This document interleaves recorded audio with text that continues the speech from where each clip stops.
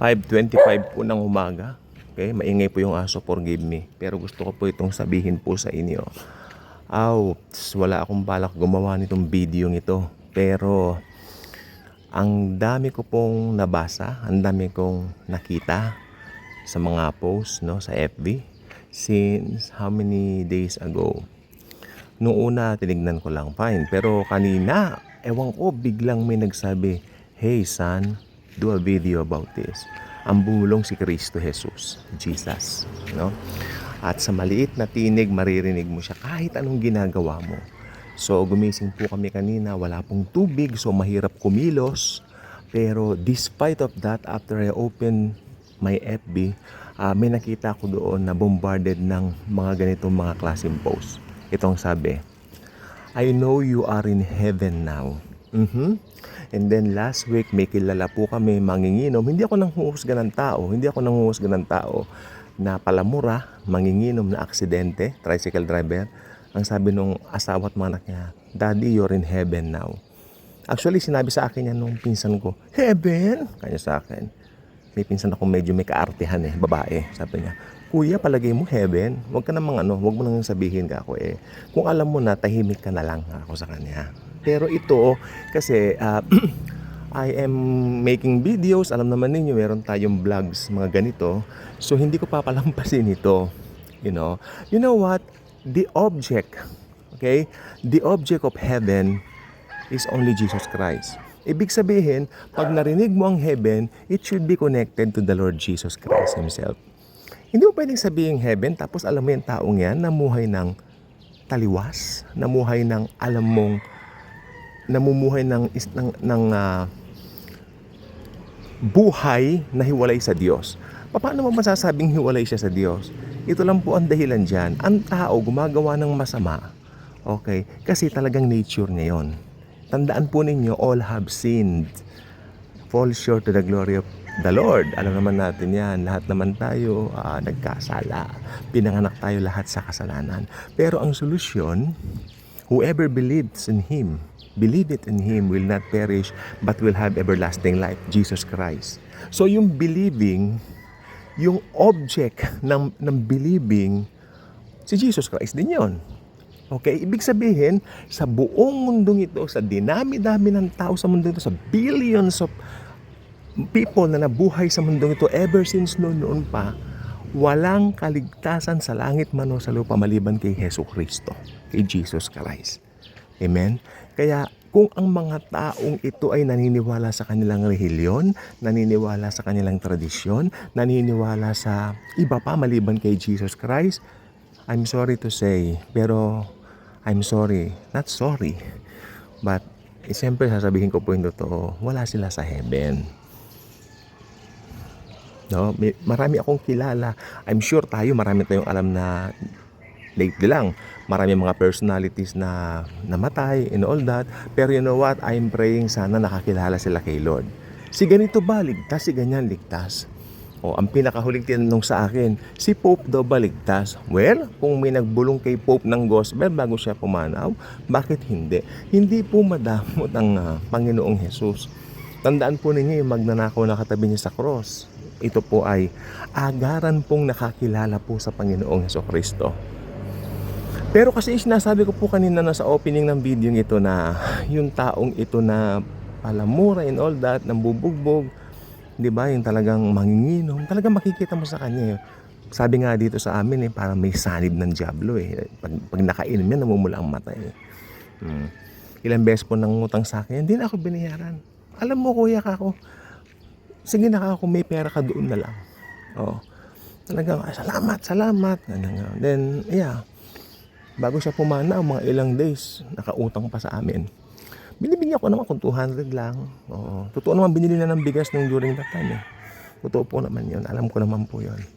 Pero, kaya nung pumanaw siya na aksidente, na biglaan, all that, nag-post yung misis, yung mga anak niya, "You're in heaven. Enjoy heaven, Papa."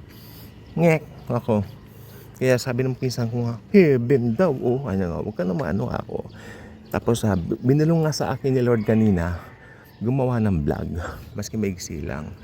Pero I don't think kung ano, basta kung kailan matapos tong vlog na ito, di doon, di ba? Hindi ko alam, pag ako gumagawa ng mga videos, hindi ko alam hanggang kailan maglalas. Minsan maigsi, minsan mahaba. Ito naman po siguro hindi ko na kailangan pang pahabain. May nakalagay po sa Bible, sino mang hindi nakalagay ang pangalan sa aklat ng buhay, eh di hindi talaga maliligtas, eh di wala talaga sa langit. Paano ba in order for your name to be included in the Lamb's Book of Life? Simple lang. Maniwala ka doon sa tinapos na gawa ni Jesus sa cross. Kaya nga po siya bumaba dito, nabuhay dito ng 33 years upang mamatay sa cross ng Kalbaryo para tapusin yung dapat tapusin. Okay?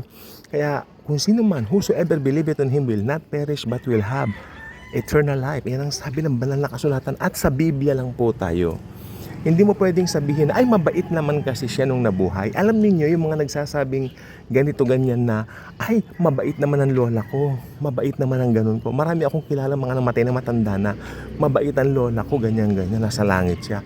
Pero alam ko all their lives, talagang, yung isang sinasabi ko pong matanda, yung po yung nagtaboy sa amin nung kami po ay nag-share ng gospel nung parang pastor na kasama ko. What do you want? Kanya, galing siya ng Amerika, dumating siya. Ay lola, we just want to share you something. I know you, kanya sa akin, kilala niya ako. But who is this one na kasama mo? Kanya ganyan. Pastor po siya. Ay, pastor, kanya ganyan. I know, alam po na ang pakainin niyo, kanya ganyan. Please, I'm busy. And then, afterwards, mga ilang, pumanaw na. Yan po ang sinasabi ko po sa inyo. Tapos yung mga anak niya na naniwala nasa langit. Dahil ito raw ay nagdadasal ng ganitong nagro-rosary daw, ganun daw, nagpo-posisyon. Sarado po sila, nakakandado pa eh. Ano na ibig sabihin? Oo, yung kaya I don't want to, meron pang isa minsan yung may sakit, pinuntahan namin, tinignan pa akong masakit ng asawa, di ba? At nabalitaan ko nga po lately, pumanaw na rin po yung babae, yung kaibigan ng mother namin. So, pero kung pumanaw siyang wala kay Kristo, sorry, pero hindi niya makikita ang mother ko doon. Kasi mother ko nasa langit. Sa ibang mga magulang ko. Because, hindi dahil sa mabubuting gawa nila, dahil naniwala sila na sapat na yung ginawa ni Jesus sa krus. Diba? So, hindi ka pwedeng pumunta sa langit na by being just a good person. Hindi ka pwedeng pumunta sa langit dahil mabuti ka sa paniniwala mo. Hindi ka pwedeng pumunta sa langit dahil naniniwala ka na buong buhay mo dito naging pilantropo ka, naging mabuti ka sa mga kapitbahay mo. Nope. Walang isa man. Kaya yung mga taong, ito po nakakasad. Kapag ka nililibingan isang tao, lalo na mayaman, although alam mong hindi naman mahilig sa ebanghelyo, walang hilig sa Bible study, marami nagsasabi, nasa langit siya kasi mabait siya nung nabuhay siya sa mundo. Yan po ang pandaraya ng dyablo. At enough sa ganyan. Kaya nga po may mga ganitong vlogs para sabihin natin ang totoo. Hindi para magkibit balikat tayo. Hindi para parang wala lang. Hindi pwedeng parang wala lang. Dahil ito po ay matter of life and death. Okay? So, ayan po, sana po lahat, maski mga grace preachers, huwag natin kalilimutan, sabihin yung totoo na pag hindi nila tinanggap ang Lord, mag-e-end sila sa impyerno. Hindi pwedeng hindi mo i-include yan sa mga preachings. It should be included there. Yes. Dahil mga tao pinanganak sa kasalanan yan, no, may paniwala ako na alam nila makasalanan sila. Yes, alam nila yon, pero hindi nila alam yung way kung paano. And they should be reminded always na sila ay nabubuhay sa isang lifestyle na hiwalay sa Diyos dahil hindi nila kilala yung tanging magliligtas sa kanila. The only way, I am the way, the truth, and the life. No one cometh to the Father but by me. Yun ang sabi ni Jesus. So, it should be emphasis, emphasize natin sa mga preachings natin yan, sa mga sharings natin na ang tanging makapagdadala sa tao sa langit si Jesucristo lang. Walang iba. Hindi pwedeng mabubuting gawa mo. Lalong hindi pwedeng ang religion mo. Ginampanan mo man lahat ng mga duties mo sa religion mo. Sad to say, hindi po. Tapos now, nasa langit na siya ngayon. Ganon. Di ba? You're in heaven now. Rest in peace. There is no rest in peace without Jesus. Again, walang kapahingahan. Walang rest in peace pag wala si Hesus Kristo. Actually, trouble in hell po sila. Okay? TIH. Turo ng pastor namin dati yan eh. Trouble in hell. Hindi sila rest in peace. Trouble in hell. Napagkat forever and ever, doon na lang po sila. At pag napunta po ang isang tao sa impyerno, sa hell, ngayon po nasa Hades lang po sila eh. No? Pero ultimately, sa Gihina, kapag ka natapos na po yung programa ng Diyos, rapture, tribulation, and all that, alam naman po natin to. Tapos millennial reign, tapos nun yung syempre yung paghuhukom na and all that, yun na po yun, white throne judgment. Doon na po sila sa Gehenna, right after the white throne judgment. Wala po itong kompromiso. Ang totoong Christianity, walang kompromiso. Sabihin natin ang totoo, sapagkat ang pagsabi ng totoo ay paghahayag ng pag-ibig ni Kristo. God bless.